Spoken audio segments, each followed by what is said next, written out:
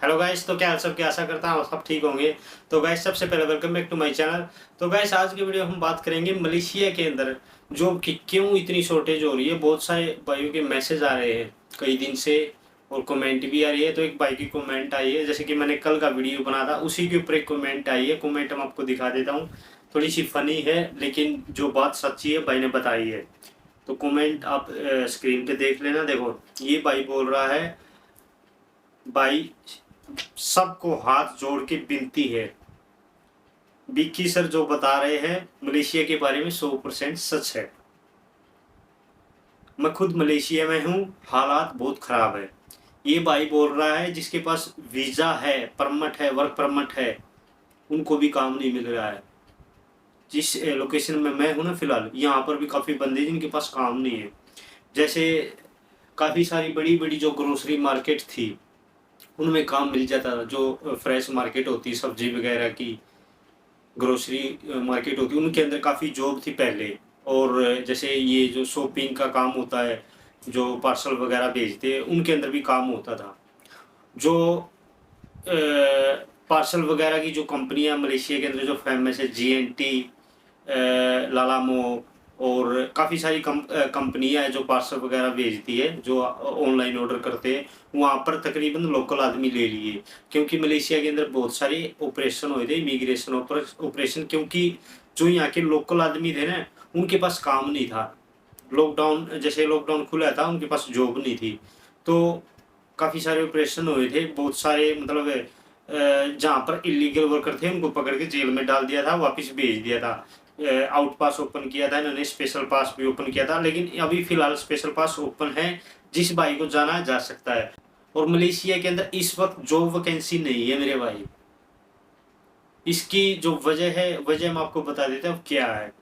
जब Malaysia government ने travel visa open किया था, मलेशिया में 1 लाख से ज़्यादा ट्रैवलर आ चुका है अभी तक।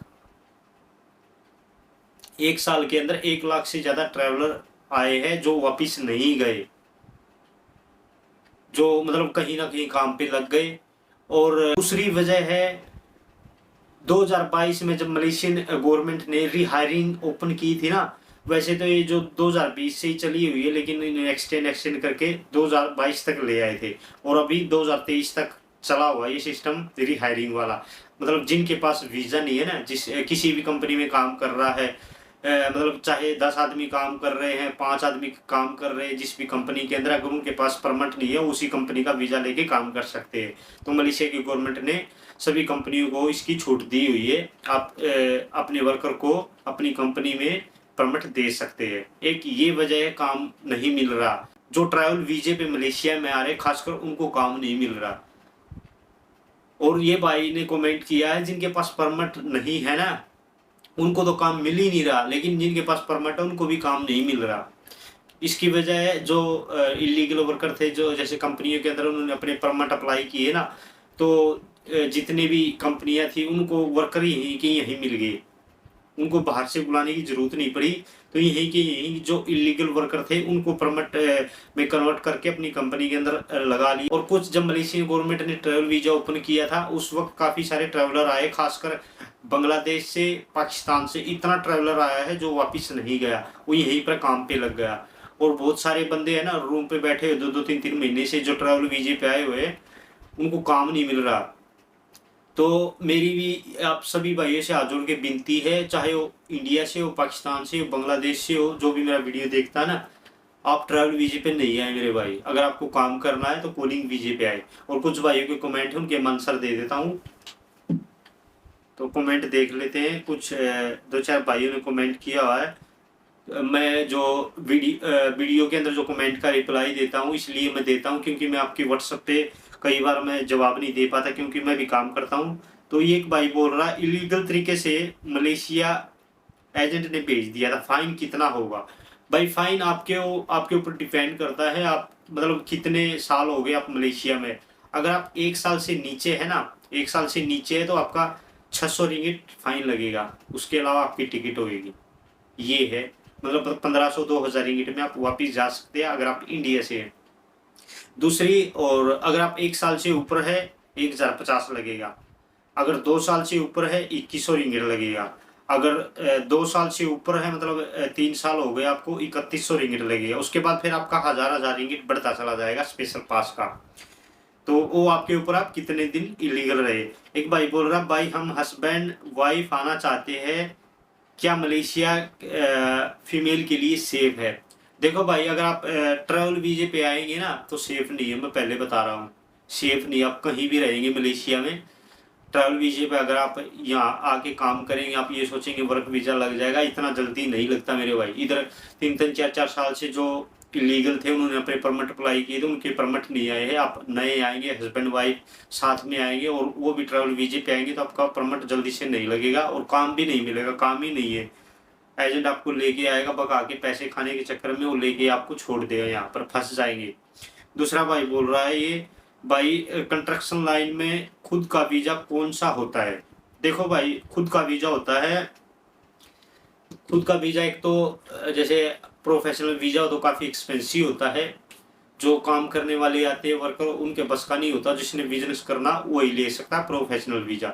दूसरा खुद का वीजा होता है, जैसे आप कंस्ट्रक्शन कंपनी में आए, आपको एजेंट वहां से कंस्ट्रक्शन वीजे की कॉलिंग पे लेके आया है, कंपनी के अंदर तक लेके आया है, आपका परमिट भी लगवा दिया उसी कंपनी का, लेकिन आप उस कंपनी में काम नहीं कर रहे, आप कहीं और बाहर में काम कर रहे, कोई और काम कर रहे, जैसे किसी रेस्टोरेंट पे या फिर कहीं भी काम कर रहे हैं, लेकिन आपके पास परमिट है कंस्ट्रक्शन का, मतलब खुद का परमिट हो गया, और आप उसको रिन्यू करवाने के लिए उसी कंपनी के पास जाना पड़ेगा आपको। वो कंपनी आपको मतलब चार्ज लगाएगी, मतलब कितने का जो कंस्ट्रक्शन का वीज़ा रिन्यूअल होता है मलेशिया के अंदर 3500 रिंगिट में, 4000 में, मतलब अलग अलग रेट होते हैं कंपनियों के, तो उस हिसाब से आपका परमिट रिन्यू होएगा। उसको बोलते हैं खुद का परमिट। आपके पास परमिट है लेकिन आप कंपनी में काम नहीं कर रहे, कंपनी से बाहर काम कर रहे हैं, तो ये होता है खुद का परमिट। एक भाई बोल रहा है, भाई मैं ब्लैक लिस्ट हूँ मलेशिया में, क्या मेरी ब्लैक लिस्ट क्लियर हो सकती है या नहीं, प्लीज आंसर मी।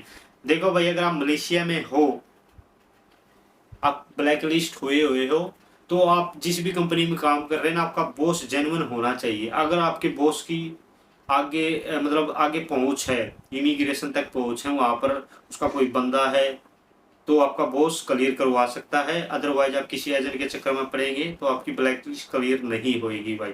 अभी जो इन्होंने रीहायरिंग ओपन की हुई है ना, तो उसी के लिए की हुई है जो इलीगल रह रहे हैं, जो ओवर स्टे किए हुए है, वो कैसे भी मतलब ओवर स्टे आप बगैर जॉब के मलेशिया में इंटर हुए हैं, आप कंपनी से भागे हुए हैं, आपके पास 4 साल से 5 साल से कोई परमिट नहीं, आप इलीगल तरीके से काम कर रहे हैं, तो ये रीहायरिंग उसी के लिए ओपन की हुई है। आपको फाइन पे करना पड़ेगा, फाइन आपका बॉस पे करेगा, आपकी ब्लैक लिस्ट क्लियर हो सकता है। भाई हम जिस होटल पे जा रहे हैं उस पर ओनली मुस्लिम कैंडिडेट है और सैलरी 1300 रिंगिट है। तो ये भाई बोल रहा है कि हम जिस होटल पे जा रहे हैं वहां पर सारे मुस्लिम भाई है और सैलरी 1300 रिंगिट। देखो, अगर आप कंपनी के वीजे पे आ रहे हैं ना, तो आपका जो बॉस है सैलरी इतनी देगा। नॉर्मली अगर आप मलेशिया में आके आप यहाँ पर देखेंगे ना, 1500-1600 यही सैलरी होती है, क्योंकि उन बंदों को काम आता है 1500-1600 इसलिए मिल रही है। जो नया बंदा आता है 1300 ठीक है स्टार्टिंग में। पहले जब मैं आया था उस time 1000 ringgit, 800 ringgit, 900 ringgit salary मिलती थी। अभी आपको 1300 मिल रही है, सही है। अगर आप कंपनी के थ्रू आ रहे हैं तो काम करें। और रही मुस्लिम की बात, ये कंट्री भी मुस्लिम है और यहाँ प्रदेश के अंदर सब भाई मिलके काम करते हैं, चाहे कोई इंडिया से, पाकिस्तान से, बांग्लादेश से कोई भी हो, चाहे मुस्लिम हो, हिंदू हो, एक ही घर में रहते हैं, एक ही घर में खाते पीते हैं और एक ही जगह पे काम करते हैं। यहाँ पर कोई भेदभाव नहीं है, आप बेझिझक होके आए, कोई दिक्कत नहीं ऐसी। सभी हिंदू मुस्लिम यहाँ पर सब एक है, भाई है, सब मिलके काम करते हैं। तो गाइस, मैंने बता दिया मलेशिया के अंदर इस वक्त काम की शॉर्टेज है। तो अगर आपको आना, कॉलिंग वीजे पे आए, किसी एजेंट के चक्कर में पड़ के आप ट्रैवल वीजे पे नहीं आए, आपको काम नहीं मिलेगा, आपके पैसे डूब जाएंगे और आप यहाँ पर आके पछताएंगे, जो कि बहुत भाई पछताते हैं। तो आशा करता हूँ आपको वीडियो पसंद आएगा। वीडियो पसंद है तो सब्सक्राइब कर देना, वीडियो को शेयर जरूर कर देना। जय Hind, Vande Mataram, take care guys.